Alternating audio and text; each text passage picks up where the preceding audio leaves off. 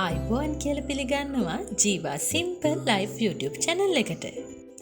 එහෙනම් එන්නකෝ අද කියලා දෙනවා රස වගේම ඉතාමත් ගුණ මිනේරි කිරිබත් හදන්නේ කොහොමද කියලා. මිනේරි වල ඉතා ඉහළ තන්තු ප්‍රමාණයක් තියෙන නිසා ආහාර ජීර්ණය පහසු කරනවා. මිනේරි ආහාරයට ගත්තට පස්සේ රුධිරයේ සීනි මට්ටම වේගෙන් ඉහළ යන්නේ නැති නිසා දියවැඩියාව තියෙන අයට ඉතා සුදුසු ආහාරයක්. එහෙනම් අපි බලමු කොහොමද මිනේරි කිරිබත් හදන්නේ කියලා. අද මම මේ අරන් තියන්නේ මිනේරි ග්‍රෑම් 100ක්. ඒ වගේම අපිට ගාගත්ත පොල් අවශ්‍ය වෙනවා. මේ ප්‍රධාන අමුද්‍රව්‍ය දෙකට අමතරව ලුණු ස්වල්පයක් අවශ්‍ය වෙනවා. හාල් හොදනවා වගේ මිනේරි හොදලා අරගෙන විතරක් බෑ. අපිට මිනේරි ගරලා ගන්න වෙනවා. මොකද චූටි වැලි කැටමින් මිනේරි වල තියෙනවනේ. මිනේරි ටික හොඳට හොදලා ගරන අස්සේ මිනේරි වල තියෙන තවත් ගුණ ටිකක් මං කියන්නම්කෝ.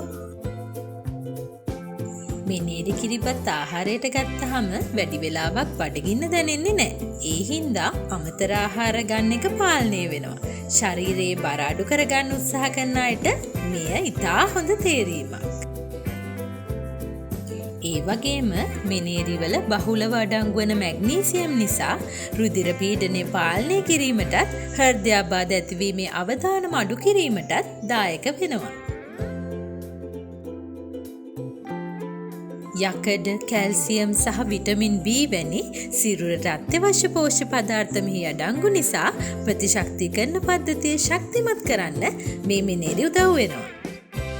මිනේරි කියන්නේ ඈත අතීතයේ ඉඳලම ශ්‍රී ලංකාවේ භාවිතා වුණු ඉතාමත් ගුණදායක පෝෂණීය ධාන්‍ය වර්ගයක්.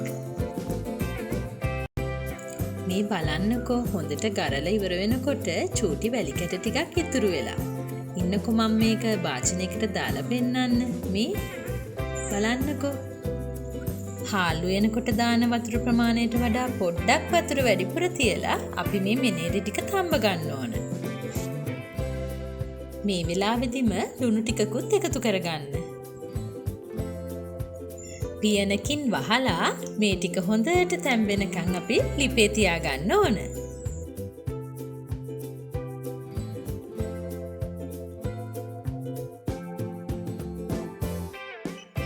මෙන්න මේ වගේ වතුර ටික හිඳෙනකොට අපි හැන්දෙන් ටිකක් එහෙට මෙහෙට කූරු ගන්න ඕන.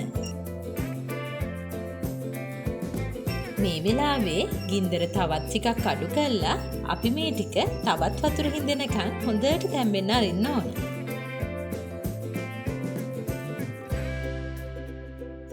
මේ බලන්නකෝ අපි වතුර ටිකක් වැඩිපුර තියපු නිසා හොඳට බෙරි වෙන්න මේ ටික තැම්බිලා තියෙනවා. මෙන්න මේ වෙලාවේ අපිට ගාගත්ත පොල් ටික මේකට එකතු කරන්න පුළුවන්.